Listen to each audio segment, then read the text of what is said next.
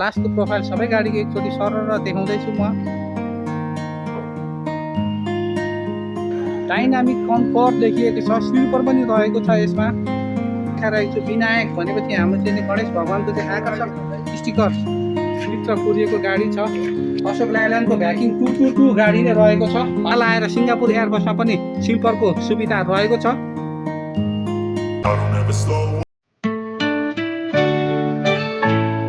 Hello everyone, नमस्ते, welcome to the brand new episode of Rabin YouTube channel. धरानदेखि काठमाडौँ चल्ने deluxe बसहरूको भिडियो बनाउने क्रममा एउटा बिल्कुलै नयाँ गाडी आएको छ। त्यो गाडी आज फर्स्ट ट्रिप धरान आइरहेको छ। पहिलो ट्रिपमा मैले चाहिँ भिडियो बनाउने मौका पाएको छु। गाडीको नाम चाहिँ सिङ्गापुर एयरबस रहेको छ। यस गाडीको बारेमा तपाईँहरूलाई एक्सटेरियर र इन्टेरियर रिभ्यू दिन गइरहेको छौँ। कृपया रबिन युट्युब च्यानललाई हेरेर लाइक, सेयर र सब्सक्राइब पनि गरिदिनु होला।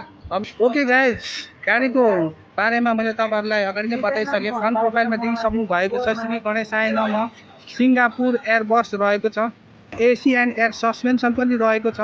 काठमाडौँ एसी धरान लेखिएको छ। बागमती प्रदेश 001 ख 2975 नम्बरको गाडी रहेको छ। सबैभन्दा पहिला दायाँ र बायाँ दुईपट्टि साइडमा आकर्षक लुकिङ ग्लास रहेको छ। साइड लुकिङ ग्लास पनि रहेको छ। यसै गरी गाडीको दायाँपट्टि अर्थात् ड्राइभर सिटपट्टिको प्रोफाइल देखाइरहेको छु। ढोकाको माथि हिटर लेखिएको छ। यसको मतलब चाहिँ जाडामा तपाईँ तातो हिटरको पनि सेवा पाउन सक्नुहुनेछ।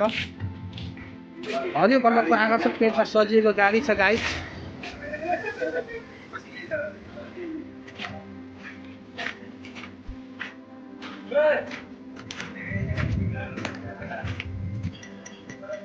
त्यसै गरी यति बेला म गाडीको लास्ट प्रोफाइलमा छु। नेपाली अक्षरमा लेखिएको छ Singapore Airbus,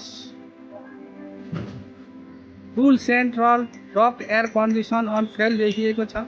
Kathmandu AC Dharan, dynamic comfort. गाडीको नम्बर मैले तपाईँहरूलाई सुरुमै बताइसकेको छु। त्यसै गरी पछाडिपट्टिको भागमा धरान टु काठमाडौँ चल्ने सबै विभिन्न सेवाको नाइट बसहरू रहेको छ। लास्टको प्रोफाइल सबै गाडीको एकचोटि सरर देखाउँदैछु म।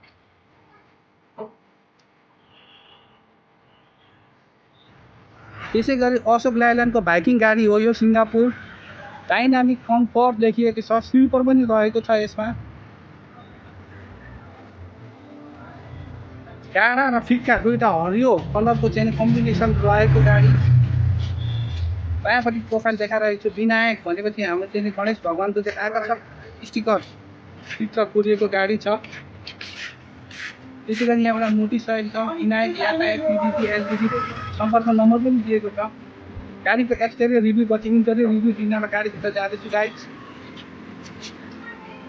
Okay,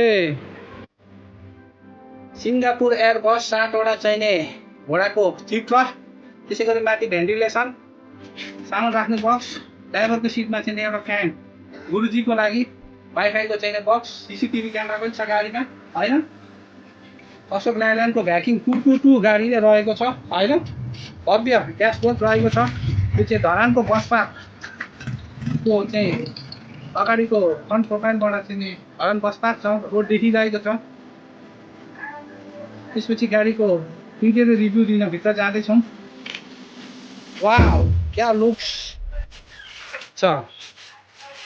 Singapore Airbus Dharan to Kathmandu गाडीको इन्टेरियर रिभ्यू।